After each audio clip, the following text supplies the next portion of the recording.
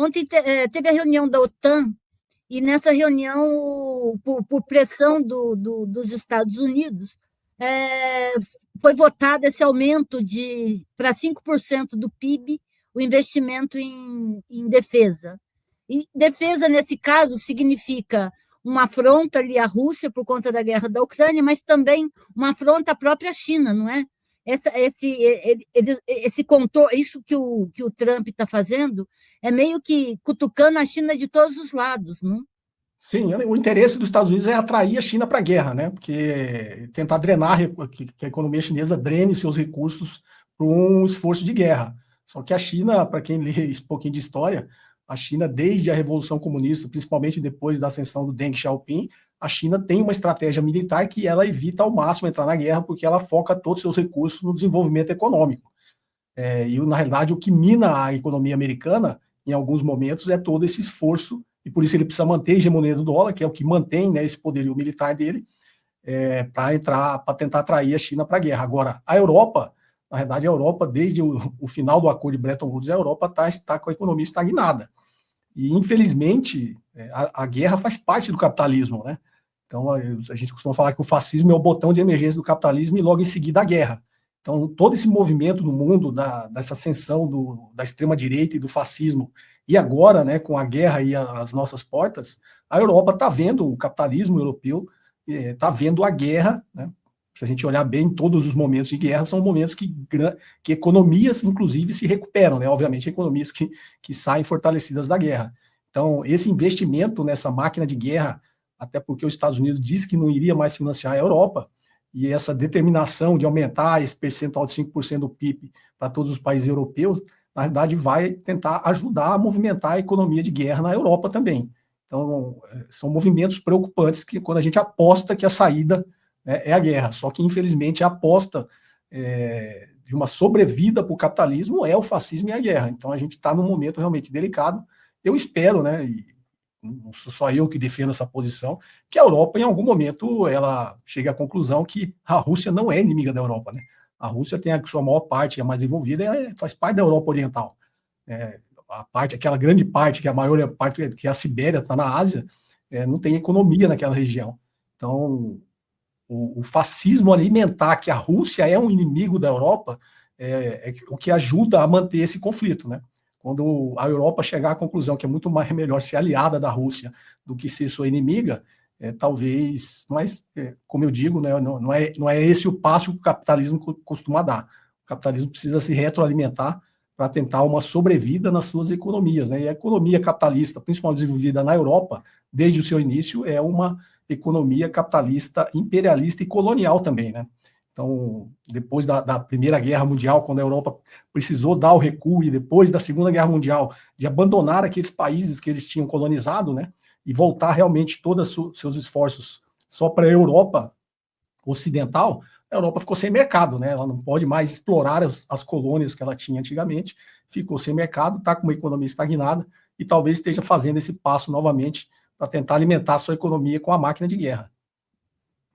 Esse financiamento de 5% assim, do PIB, a Europa hoje tem uma indústria que consegue fornecer armamento ou materiais de defesa para poder suprir essa necessidade dos países da OTAN, ou vai acabar sendo uma forma dos Estados Unidos falando: eu não vou financiar, mas vocês que vão acabar me financiando, porque vocês vão ter esse gasto e vão ter que comprar da nossa economia militar?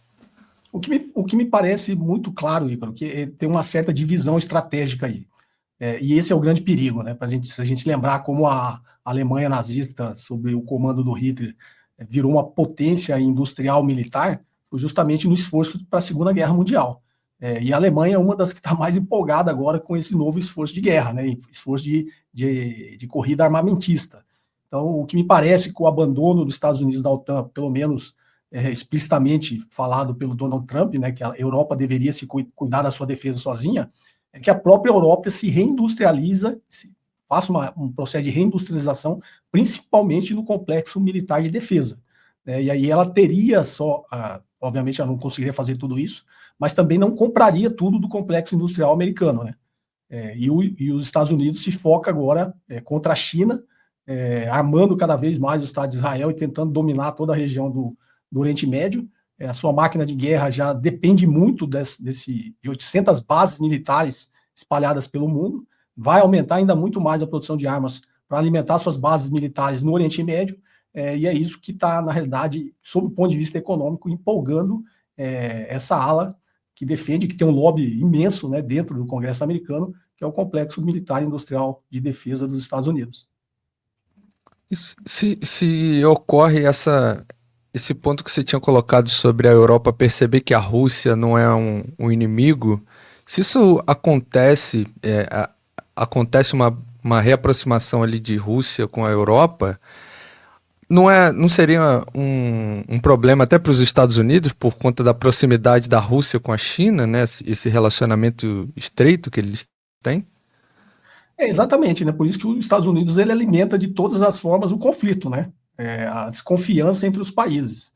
Eu acho que em algum momento a Europa, até por ser o velho mundo, né?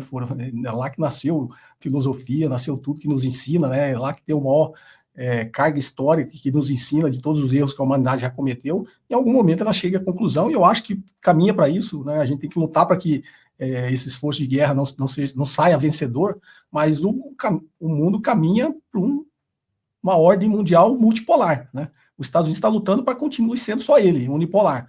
E eu acredito que se sairmos lá na frente numa ordem multipolar, a gente vai ter talvez 3 grandes clusters de poder, né? Um vai se manter, obviamente, pelos Estados Unidos, um outro na Europa, e aí ela tem que entrar com com esse projeto amigável com a Rússia, né? E o outro cluster, com certeza, será a China, dominando ali todo o Oriente Médio e toda a Ásia, né? Não só a Ásia Central, leste asiático, sudeste asiático e a própria China continental. Então, se a gente caminhar para um mundo multipolar, será isso que estará acontecendo, né? E a China ainda continua apostando nisso, né? Pra vocês terem uma ideia, no dia 13 de junho, quando o Israel iniciou, né, ilegalmente os bombardeios ao território iraniano, foi justamente quando a China estava encerrando, né, um fórum na cúpula com 53 nações africanas, fechando acordos e dando acesso ao mercado chinês livre de tarifas para essas nações, permitindo que elas entrem na cadeia global de valor, né? Não só sejam mais fornecedores de matérias-primas. Então, exatamente enquanto uns jogam bombas, os outros fazem acordos, né? E no dia 17 de junho, em plena guerra Israel e Irã, a China estava fazendo uma outra cúpula com a Ásia, lá no Cazaquistão, com a Ásia Central, fechando acordos e se reafirmando como uma potência regional, dentro da Ásia Central também, né? Então, a China ainda costuma apostando nisso, não caiu nessa armadilha de ser atraída para a guerra. A China continua focando os seus esforços na parte de cooperação econômica, e os Estados Unidos, por outro lado, inclusive eu falei no vídeo de ontem, né, onde está o eixo do mal, né? Eles chamam os outros países de eixo do mal, mas nenhum país que eles classificam como eixo do mal está invadindo ninguém, nunca invadiu, né?